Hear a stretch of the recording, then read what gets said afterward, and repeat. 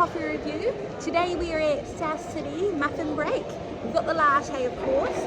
It's a massive coffee. Look at that beast. So first looks, it's got a nice pattern, no bubbles, so that's a good sign, and about 1 centimetre of froth, which is spot on. So now we'll taste. Oh, it's very hot.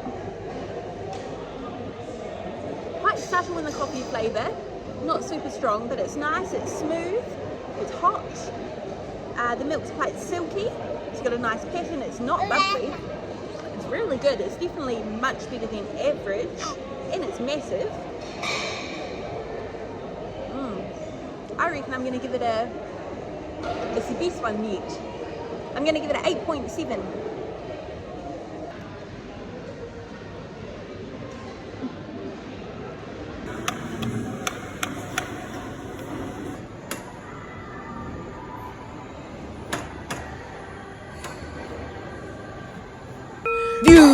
Views, get those motherfucking views, and subscribe. Views.